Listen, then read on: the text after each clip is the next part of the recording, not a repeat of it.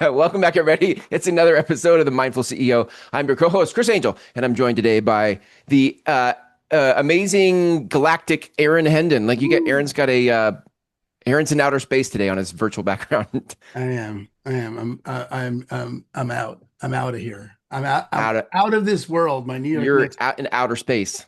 You're out of your Since mind because I'm the New out of York my Knicks mind. just Since I just was 10 won. years old, I've been waiting for this. It is just a Congratulations, beautiful, Aaron. I beautiful just thing. And we have a guest today from Indiana who's my nemesis through the 90s with the Pacers. And even last year, motherfucker, it just could not get away from the Pacers. So we invited Ben on because we finally did it. We have made it to the promised land in the most exciting way possible. Um, oh, we may even get into this Jalen Brunson quote too, because I riffed on it yesterday, and I just thought real. And so keep talking about all these sports things, not because that's just what I'm excited about, although it is. But Ben works in the domain of mindfulness, empowering athletes with different sports programs in terms of their accessing their mindset. And we just thought this is a perfect guest for us because the parallel between sports and businesses are rich. And so, Ben, welcome to the show. Thank you for being here. Take a couple minutes, let people know who you are, what you're about, and let's jump into, figuring out where to go with this. I love it. I appreciate you guys having me on. Yeah, I was a high school teacher and coach for 15 years before stepping in doing this full time. If you would have asked me coming right out of college what I was gonna be when I grow up, I would have said a head high school football coach. That was the direction that I was on, the path that I was headed down, and we got to we had a pretty big turnaround at the high school that I actually graduated from, came back after college to teach and coach there. And along the way, we just had an absolute meltdown moment that Mm, kind of forced us to realize like we can do all the training and lifting and speed development and film breakdown that we want, but when the game's on the line and the lights are the brightest, if our players haven't been equipped with some skills and tools to be able to perform at a high level, none of the rest matters. And so I sort of got put in charge of figuring out how the heck we were going to get 150 teenagers that half the time they don't even know how they feel, much less be able to communicate that to an adult. Like how are we going to train them on the mental side of the game? Like I'm not a psychologist. We can't sit down and put each one of these guys through hours upon hours of training. And we brought in different experts and speakers, everything from motivational speakers to sports psychologists, and sort of eventually just kind of built our own program. And went back a few years later after an epic collapse in a state championship. And this time we had a plan. We won the whole thing, and it was like, wait a minute. This high school mm, used to win 2 or 3 games a year. Why in the world are mm. they good? And people started asking some questions. Here we are, a couple books and a podcast later, and this is my full-time job. wow. Ben, that is just so great. I love it. I love it because, we sort of my banner that I fly, how I got into this, how I got into becoming a mindfulness meditation instructor, and how come I decided to train my sales team in it, my real estate team in it, was because every coach in the world talks about mindset. There's no, in the world of real estate sales, you can't get to a sales convention of any kind where the keynote speaker isn't going to tell them about the importance of mindset. It is the thing that they talk about, but no one gives them the recipe. No one's like, here's what you need to do. And these are the practices every day. And if you do this every day, you'll wind up with agency over your attention. You'll be able to control your mindset in a way you won't if you don't practice. And so I'm interested in, your journey and how you, because I'm sure that's what you've uncovered. That's the only thing there is to uncover is that once you have agency over your attention, you are present for the free throw or for the ball in the air, or you can see what you couldn't see before. Um, how'd you discover that for yourself? I'm really interested in that. Yeah, I was I was doing some mental toughness training with our quarterbacks that following off season. I guess to go into After the just collapse? a tiny bit more detail about the collapse itself. I mean, we had kids who physically lost control. I mean, their hands were so shaky they couldn't catch a football. We had guys that emotionally lost control, senior defensive linemen in tears on the sidelines. We had, best quarterback in school history make a couple silly decisions that he hadn't done all year. And as coaches, our the extent of our solution at halftime was just play football. But nobody Look at knows what that meant. And so the next offseason, the head coach heard some of the stuff that I was doing. He was like, we got to do this with the whole team. And so the first step was just dive in head first to the world of self-assessment. These teenagers that they don't know how they feel, much less be able to communicate it to an adult. Like, where are they at from a confidence standpoint and their ability to control their focus and physical arousal and motivation and optimism and all these different areas. And so we kind of got a profile for our team, and then we started training these different tools. And the people talk a lot about momentum in the sports world. And I came across an article that kind of caught my eye that said momentum is fake. And to the average sports fan, you say, no, it's not, because I can see it and I can feel it and I know what it is. But at the same time, if you just tell a team, hey, we need to go get the momentum back, well, what the heck does that mean? And so, I think at the heart of the article, they were trying to say there's tangible things that you can do that generate the momentum. So momentum, I would say momentum is more like a speedometer. You can look down and you can see, we're doing the right types of things, but the actual gas pedal is built up on things like emotional control and physical control and your thinking and the actions that you take.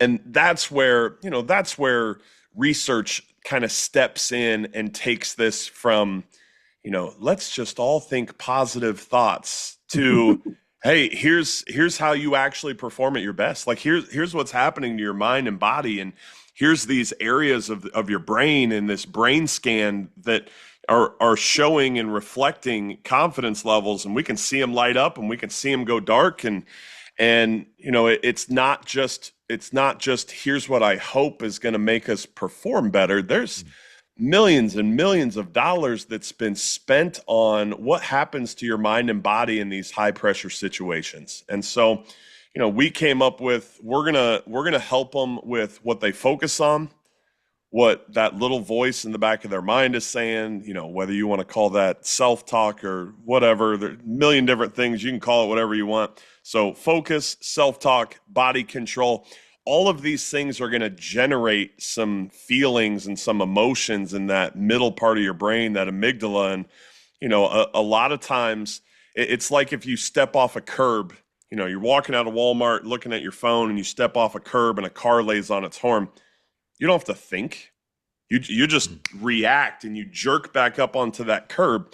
And so there's things that, that lower part of the brain is saying, hey, this is a threat. We just threw an interception. This is bad. And that part of the brain is not real intelligent. It's not able to differentiate between a game-winning free throw or I'm being chased by a bear. It just says, I don't like this, and it kicks off that fight or flight. And so, if you want to feel calm and confident and in control, then let's do the things that it takes to get there. Let's do the diaphragmatic breathing and forced muscular relaxation. Let's talk about body language and how that impacts confidence, competitiveness, and focus of your teammates. Let's figure out, instead of listening to that voice of negativity, how you're going to use some positive self-talk that you actually believe, that doesn't feel fake and fluffy. How are you going to basically take back control of your focus, not get stuck on the past? Golfers all the time that talk about one bad shot becomes 2 or 3 bad holes. Not get stuck in the future. Your beloved Knicks were down 29 points. The average person, the average team could say, we're probably It's not going to over. win this. We should save it. Let's get the next game. It's a 7-game series, but they didn't. They were focused in that moment, and they kept going one possession at a time, and they stacked up, possession after possession. And so that's what we do. And we teach all these tools almost like an install. Like a Yeah. football coach would install inside zone every single year. But the first time you hear it, you're just learning, where guys go and the direction of the play. By the time you get to that third or fourth year, you're really trying to you're getting a lot deeper. And so, we've got different levels that we do, but that's sort of the foundation of what we teach. That's really, really, really interesting. And we Chris and I work with business professionals, and you're just getting into sales because it's this same amygdala, same human brain doesn't know the difference between a potential lost deal and a bear, same thing. And now you're not Yeah. present, and you don't hear the real concern the client has because you're in your head like that. Yeah. I'm really so. This is a really personal interest, but this is really useful. I think really it would be interesting, and I don't know how closely you watch the play. How closely did you watch the finals? Like, I want to pick your brain a little bit about it. I'll be Did you? honest, it was on in the background, Okay, but fine. So fine, since Tyrese Halliburton great. was out, Yes, basketball ended I a long time completely ago. appreciate that. I would not have been nearly as amped about it. Um, but I still think there's some value in opening the space up because that 29 point deficit really fascinating for me. Because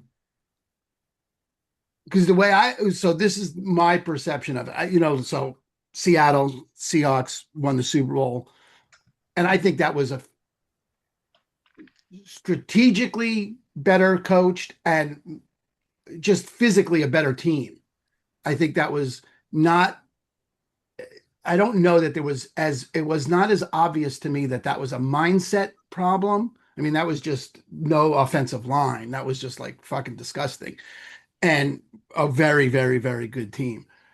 Um, but the Spurs Knicks did occur to me like these are physically matched. You does not look to me like this is a physical thing. I think this is an age thing. I think a very young, inexperienced team versus grown men. 22-year-olds against grown men. That's just not, but there's something else about the grown men that the Spurs had double-digit leads in every single game. Every single game. They were leading in the fourth. They were leading with 2 minutes left in the game in every single game. Wow. That's a mindset problem. Sure. There is Wemby is as physically gifted as any human being. I mean, he's got to control his body at 22, doesn't have the same kind of thing, but those players on that team, I mean, what's his name? Dylan Harper is going to be a superstar. There's no doubt about it. That guy is unbelievable.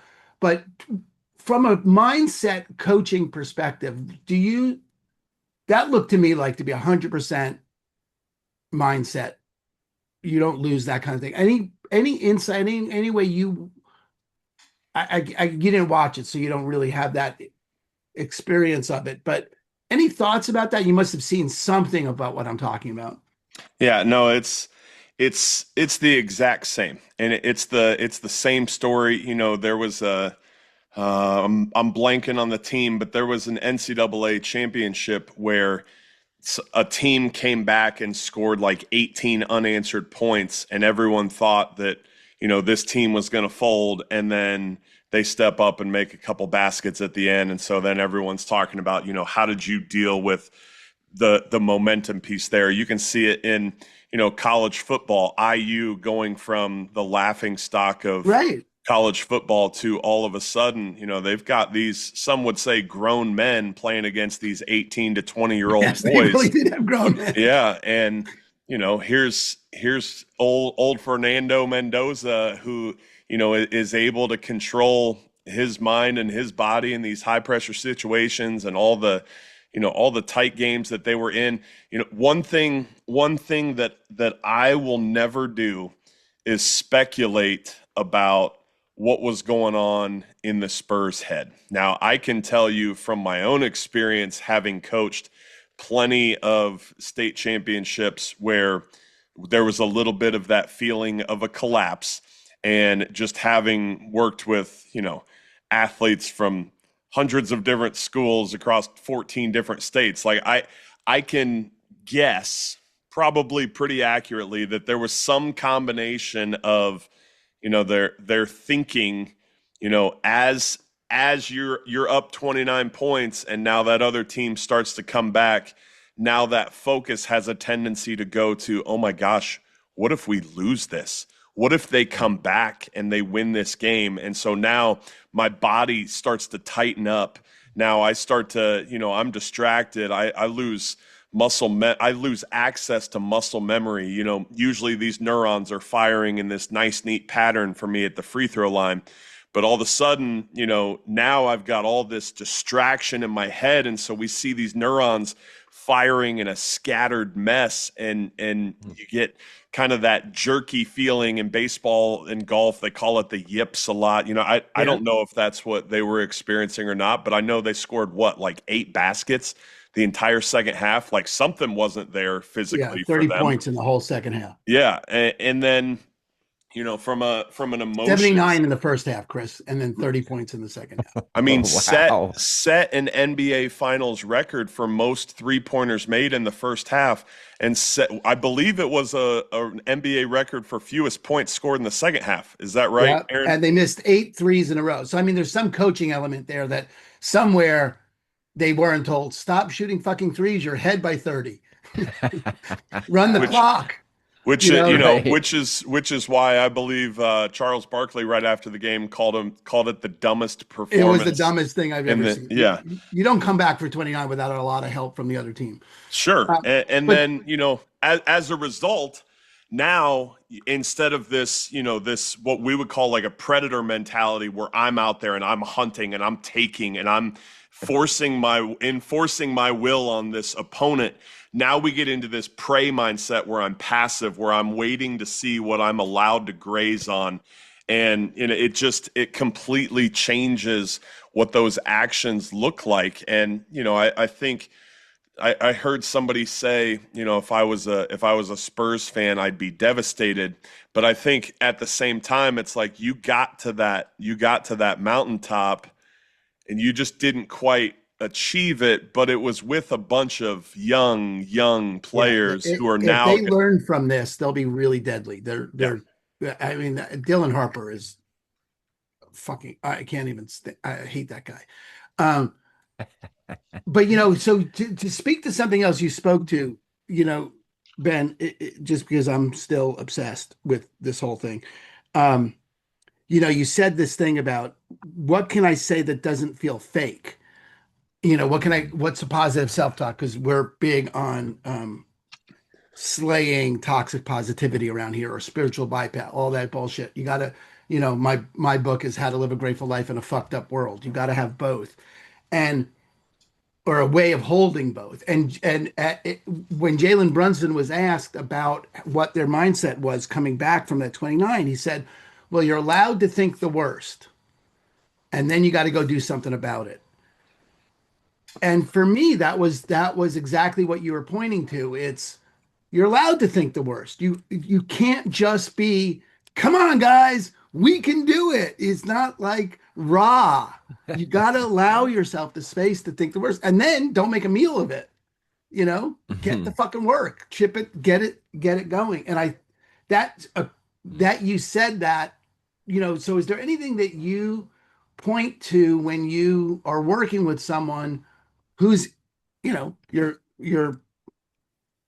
the separations in the preparation, you're preparing them. This is, you don't rise to the occasion, you sink to the level of your preparation. So how do you prepare these guys for those occasions, and what can they say that's not fake bullshit? Yeah, I'm going to give you 2 examples. So one is my 12-year-old daughter. and she was in a hitting slump as a softball player, and she was terrified of getting hit by a pitch because she'd been hit 4 times and basically right around her knee in like 3 games. Just kind of some unluckiness there, but I mean, she was hesitant and timid at the plate. Now, I'll be honest, she's so young in her Yeah. athletic career that she doesn't have some big history. And, I think whether we're talking about an athlete who's a little bit newer to the sport or, a rookie, a freshman, somebody in the business world who's just started or just gotten a promotion, or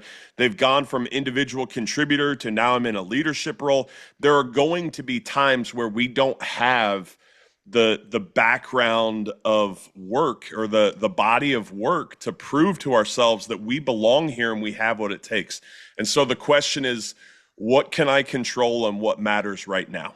And so for my daughter, it was be aggressive, drive the ball.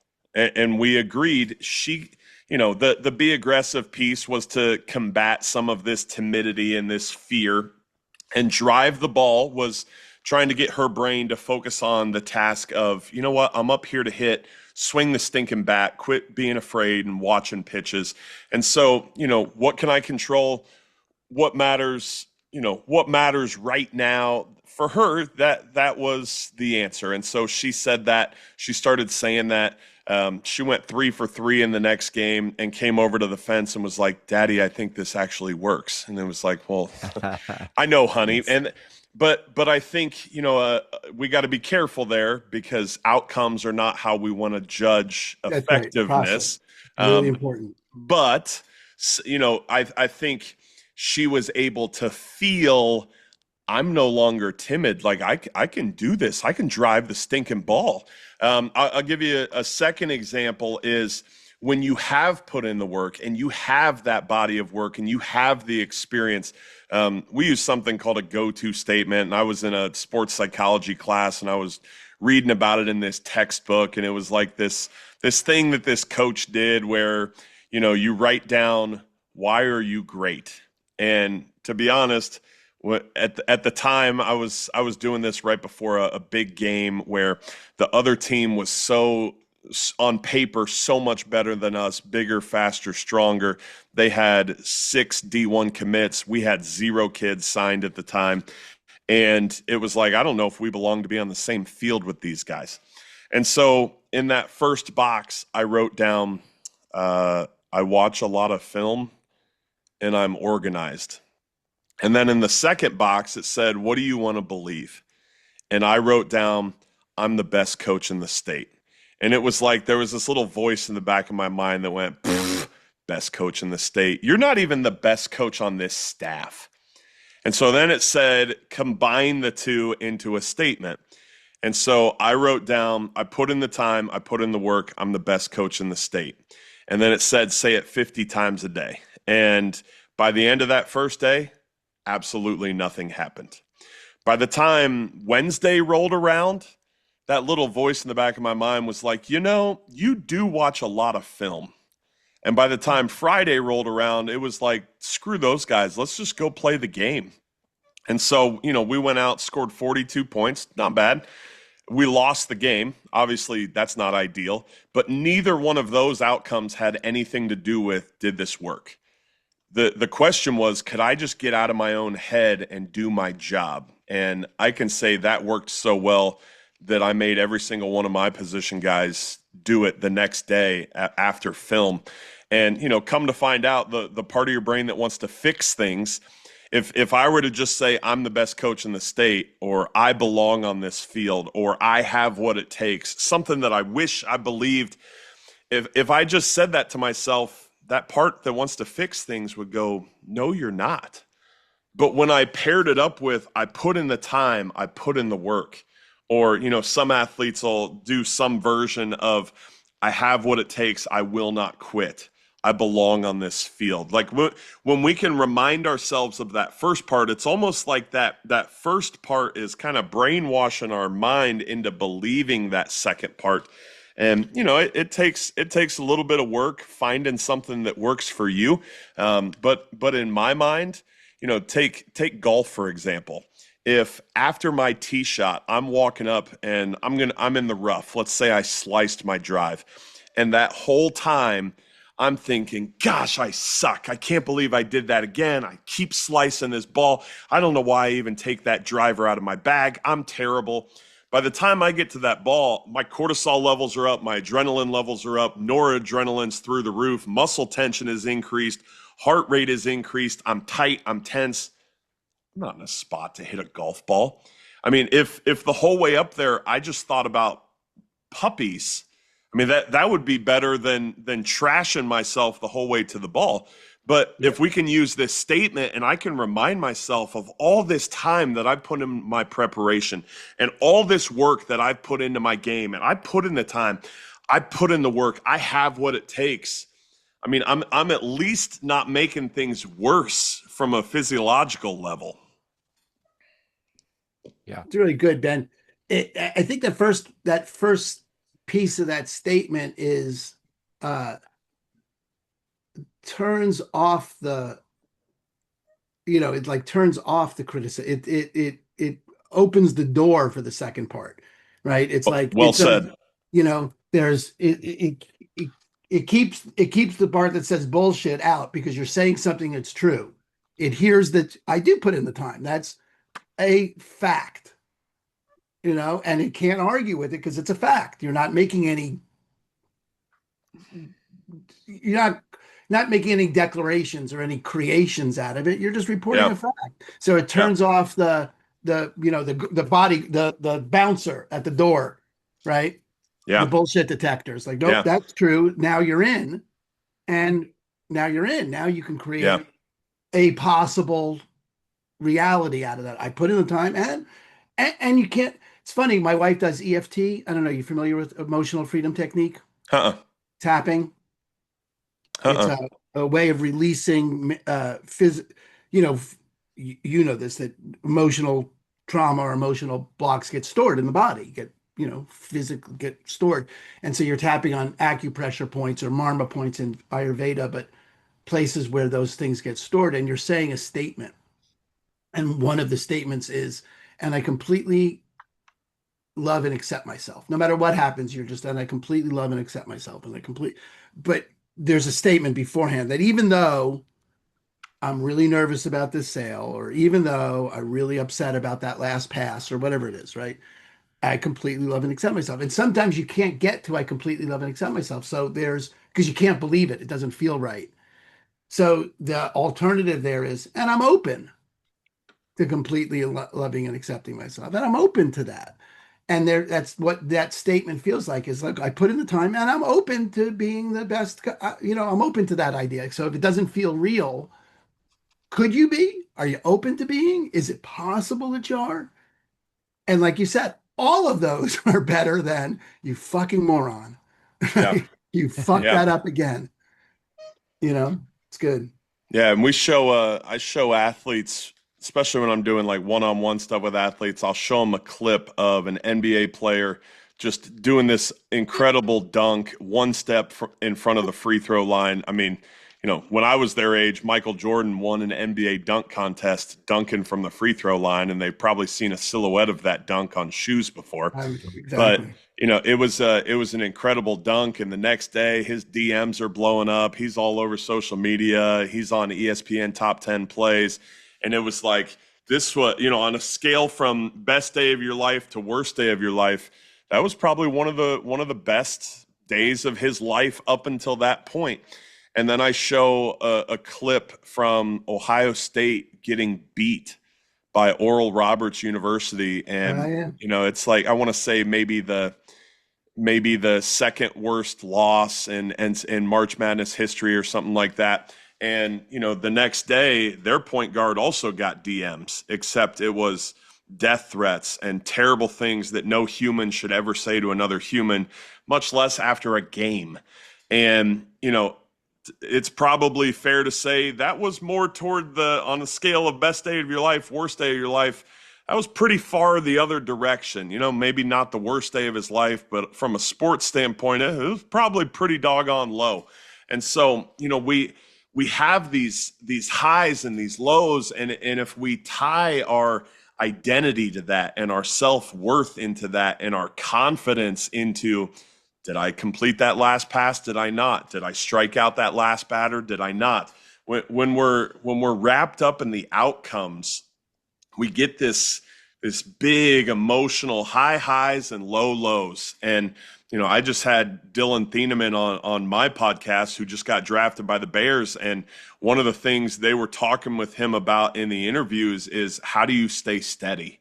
And he was talking about, we want to just, instead of these big reactions, we want to just be a little bit more even keeled, because I think a lot of times when an athlete has that negative reaction where they lose a game, they have a terrible quarter, they strike out, they drop a wide open pass, whatever, they don't like the emotion that comes along with that.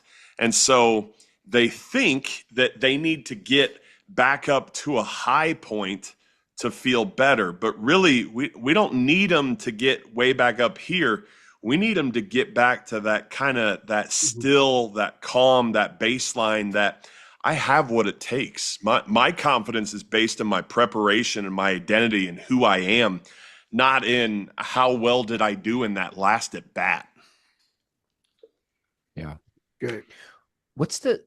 So if I think about the practice of this, I'm listening to this podcast and I think, I get this. Give us a place to go to work? Is it just the sentence that you gave us before? Is it or the go-to statement or something else? Like, how would we start to practice this? That's a great question. So, when we're teaching this to a bunch of high school kids, one of the things that we do is break it up. So in week 1, we're going to introduce them to the concept of what we call big moments. It's just a high pressure situation. And we just want them to pay attention. When's your heart rate elevate? When do you feel tight? When do you feel tense? When do you start to doubt yourself? And that's it. That's the homework for the week. We want them to realize, hey, Mookie Betts was just talking about the negative thoughts he had rolling through his mind in Game 7 of the World Series last year. Like, everyone has these moments. What are yours? And so then, the next one we'll teach, like, how to control your body. So diaphragmatic breathing, forced muscular relaxation. Their homework for the week is find a time where your heart rate is elevated and lower it. Could be after a workout, could be after an argument with mom or dad, could be after you get dumped, whatever. Find some time where you feel that physical tension or that physical response or the butterflies or the whatever, and take back control. And so that I think that's where this goes from. One of the things we always say after every single workshop is, this piece of paper that you just filled out isn't going to make you a better baseball player, isn't going to make you a better salesman, isn't going to make you a better leader in your team, your organization, wherever. You're going to have to go find times to put these into practice. And just like when you learned how to ride a bike, at the beginning, you might have to have a little reminder on your phone or taped to your mirror or on your desk at work that says, hey, remember, when so-and-so comes and tells me something and I want to rip their head off, here's what I'm going to do to take back control. And it feels like we're on training wheels, and then we start to build that muscle memory, and now we got these myelinated highways forming in our brain, and it's like, oh yeah, we can react this way, and it gets rid of that tension, it gets rid of that anger, it puts me back in control. So that's how we do it, at least. That's great. Yeah, I love that. That's It reminds me, fabulous. Aaron, just the practices. You think about sitting, watching the waterfall of thoughts that you have, and just being familiar with all the thoughts. And instead of reacting to the critical thoughts or the stressful thoughts, you're just like, oh, there's a thought and there's another thought. But it's a practice, because otherwise you'll get pulled into the drama of the thought rather than just noticing the thought. And I think I just hear that, Aaron, in that conversation with Ben. Yeah, So much. there's this world in which you start believing the thoughts, and that's not really the point. The point is to get, oh, that's a thought, and that thought, if I go down the road with that thought, I belong on this field, well, that'll produce better results for me than what the fuck am I doing here? So they're equally made up. They're both judgments. Neither one of them are actually true. What's true is this is the way my feet feel on the ground. Mm. What's true is this is my heart rate, this is my breath, but I could stand over there and that would be Mhm. useful. There's a utility in that thought. That thought, no, I'm not going to hang out. But you get to choose. It's that moment of choice. I'm Yeah. interested, Ben, any work you do with the guys in meditation. Um, I don't know. I mean, I would say there are some guys that will certainly like the Calm app, some mindfulness stuff. I'll say that usually is maybe a little bit more in the mental health realm than the high performance athlete sector. Just and what I mean by that is more of what I do is usually focused on how do we get them to not have this big explosion in the moment. And, obviously, a sport like football, you've got some little breaks. You can go over, you can sit down on the bench, you can close your eyes, you can gather your thoughts, you can be present in the moment, you can focus on the breath, you can do all those things. And then there's also, times where like a basketball player can't just say, all right, now everyone wait just a second. I need to do some breathing and recenter myself. But I will say I dealt with I dealt with some anxiety of my own as a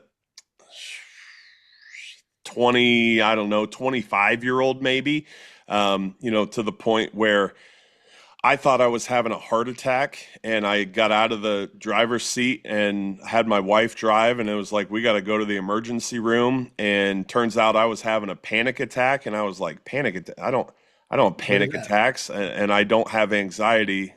I'm a football coach and I don't have time for this nonsense.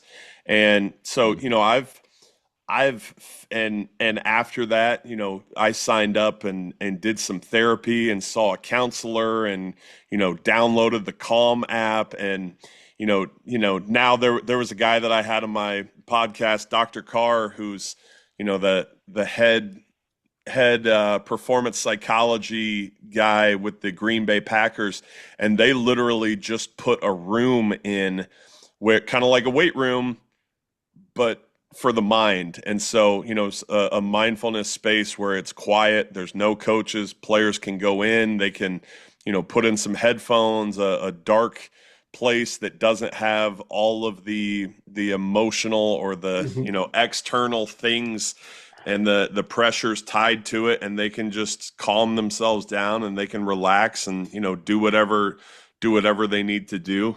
So while I wouldn't say it's not what I spend the majority of my time doing, I would also say that doesn't mean that I don't recognize that it certainly has a place. And from a long term, I would say mine's a little bit more short term.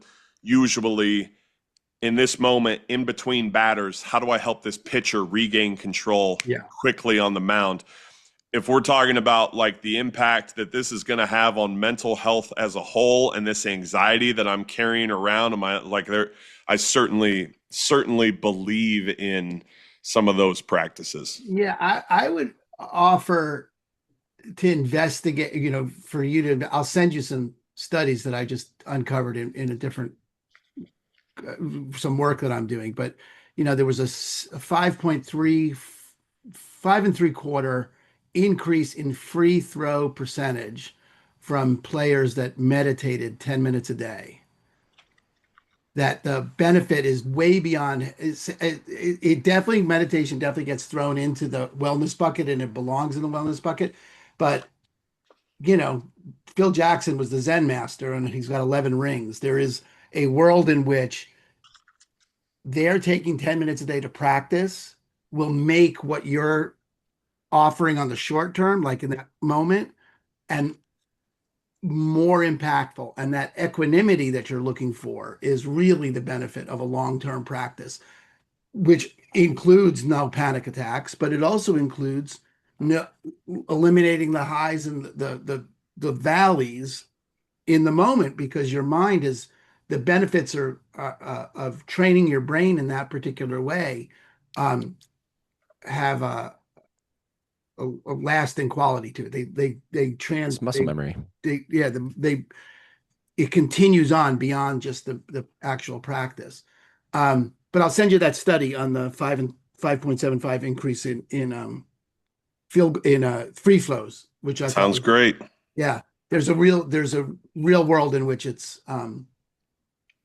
beneficial, like Sure. the beyond, and it makes what you're doing, those kind of statements and the kind of resets and the kind of mental uh, uh, it kind of changes in view, because that's what you keep talking about, is that, look, when you step off the curb, you're acting on what you see there is to act on. That's what Yeah. there is. You didn't see the curb, you acted, but now the car horn, you now see something different. You don't even have to remember anything. Your actions are always consistent with the way things look. And if you can keep people present, they'll see the opportunities in front of them. Your daughter will see the pitch as hittable versus her body is hittable, Yeah. Right. right? And that's really what a long term, not even that long term, but what a mindfulness, 10 minutes a day of mindfulness will provide, is new seeing. Um, but I just think I love the work that you're doing, Ben. I think it's just such a fun conversation. There's so many parallels. And you just said you were getting into sales. Talk to me about your path into sales, how that, how do you see this applicable in that world? Yeah. I would say I want to go back and talk about my own struggle with, and I'm having a complete, oh my goodness, I'm having a complete blank here. Not inferiority, like I'm not worthy to be able to do this. Imposter syndrome, that's the There word you I'm go. looking for. So I was a football coach, right?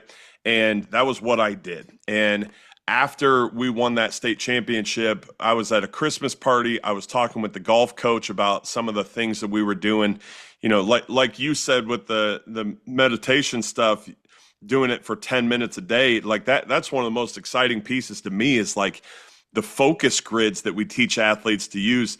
There's measurable results and there's measurable changes in how long you can pay attention and how strong your attention is in just, I want to say, don't quote me, I want to say it was 3 times a week, 10 minutes a pop, maybe over a 3 week time frame was what the research shows.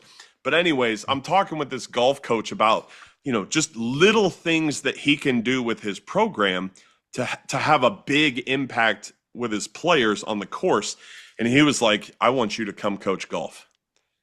I was like, I'm not a you don't want me anywhere near your golfers. If they saw me shoot 105 on the golf course, they'd be like, who is this idiot? And what is he doing out here? And he was like, no. They've all got their own swing instructors. You don't have to teach them anything that has to do with golf. Just come do this mental stuff with them. And I was like, all right. And so went out, gave it a shot. It was so impactful that before I know it, I've got guys from Ohio State and Oklahoma State and Purdue, and like the athletes are hearing about how well this worked. And so now they want to work with me. And then, the jump from, because football to golf is a pretty big It's a chasm. big I jump. mean, a physical team sport to, like this ultimate individual sport where there's a team aspect, but you're shooting your own ball, shooting You're your own really score. not. Yeah, so the jump then to tennis, softball, baseball was a little bit easier. Even a girl that was a barrel racer, a professional singer, people, a professional race car team, guys that are doing the pit crew type stuff. Those were easier because while these people may call it a game and these people call it a meet and these people call it a match, it's still competition. And so I never wanted to venture into the business world because, again, that imposter syndrome, I didn't feel like I was qualified. I haven't spent a day in the business world in my life. And, I was a teacher, and then I was a coach, and I was approached by somebody that I coached youth football with. And he was like, Ben, I got to talk to you about the pressure that these people are in at my office. We just changed. There was a buyout situation. The new folks came in. Everybody wants to know, whose playbook are we running? These folks want to be everything to be on this new technology. These people have been filling out, it was CPAs, and they've been doing taxes by hand for longer than this other group had even been alive. And they don't want to do, they don't want to trust a computer. And so as he was explaining some of the just anxiousness and some of the stress and looking at the metrics of like the number of sick days that were being taken, and he's explaining, the doubt that's coming with this change in leadership. He's talking about, this guy who had been promoted, one of the best CPAs in the office, but now he's having to lead these other CPAs, and he's not a very good leader. And it was like, oh, well, we do all of that in sports. Like when there's a coaching staff change, there's an emotional and a mental side to that. When somebody goes from a position coach to a coordinator or even to a head coach, those aren't the same job. That's not just like moving up. That's like changing careers almost, because the skills that it takes to be good at one don't guarantee you're going to be good at the other. And, not tying performance and not tying the outcome of, do I get this sale? Do I land this client? Do I fill in the blank, is the same as not tying my identity to, did I complete that last pass? Did I strike out that last batter? And so, I would say the shift from football to golf took the longest. Like it was years before I felt comfortable. The shift from football and golf to all the other sports and even some performance folks was a little bit easier. I think this shift to the business world was so fast that it was like, yeah, I'll go talk to your people tomorrow. Like I already know the tools that they need. Yeah. I just have to change the example from game to sales call or, whatever. Yeah. But the thing we say all the time is you don't have a football brain or a golf brain or a CEO brain. You have a human brain. And so when you learn how you respond and how you react in these high pressure moments and what your brain does when it feels uncomfortable, then you can learn, oh, well, I'm off track right now. Let's be aware of it. Right now, none of us are paying attention to what the bottom of your feet feel like because your brain doesn't think it's important, but wiggle your toes and now you're paying attention. Like, let's get them paying attention to some of these important metrics. And then when they get off track, let's give them skills and tools to be able to get back on track, and then have a place where if they're struggling and they need extra help, here's what we can offer you. So that's how we've sort of ventured in there. Another one that I'm super excited about, we just partnered with the University of Tampa, and we're actually going to be, Dr. Stacy Schetzel down there is working with us on more of a curriculum side, because what they're noticing is the turnover rate going from higher education to the workforce is just insane. And the stress and the pressure that's coming with, some kids that, all things considered, have had a pretty easy life at times, now all of a sudden are getting into the real world, and now they've got all this pressure and these metrics, and if they don't meet them, they don't have a job anymore, and nobody's patting them on the back anymore, and they don't have that same friend group that they had anymore, and nobody's taught them how to do some of these things that are hard, or what to do when things get difficult. And so, at their last conference, there's like 70 different schools that are kind of all in the same network. they were literally having the conversation of, we've got to start equipping these men and women with some of these skills so when they get out into the workforce, their identity's not tied to their performance. They're not crumbling. They know how to take back control of their mind and body. Stress and anxiety don't crush them. It's not crippling. So, that we're sort of in the middle of that one. It hasn't even officially launched yet. But I would say the transition into that one, it almost wasn't even a transition. It was, well, of course we'll help people in education, Right. just like the business world, just like the sports world, just anybody. If you're a Anybody. human, you can benefit. I love that. Let's So good. just nail it on that, Ben. Just really thank you. Where can people get a hold of you? People want to learn more about what you do, want to bring you on. How do people reach you? Sure. Mentaltrainingplan.com is our website, and you can find everything there, whether it's social media, whether it's the podcast, you want us to come and do a workshop, work with me individually. We've got a certification program where, coaches who want to get access to the curriculum and want to just, maybe they're already a coach, but they want to just be able to equip their athletes with some of these skills and tools. It's all there. Great. Nice. So good. Thanks, Ben. Thanks for being here. Aaron, is there anything else like new with how to live a grateful life in a fucked up world? Is that like what's the Well, it's latest coming out there? in July. No, I don't have Okay. anything else particularly And about it, but cohorts? no, well, the new cohort. Okay. Oh yeah, new cohort launches on July 1st. If people are Okay. interested in mindfulness training, free mindfulness training at Yeah. thegratefulbreath.com. Perfect. Get yourself set Okay. up. Love it. Awesome. All right, gang. Thanks for hanging out with us this time. We'll catch you next time. Peace.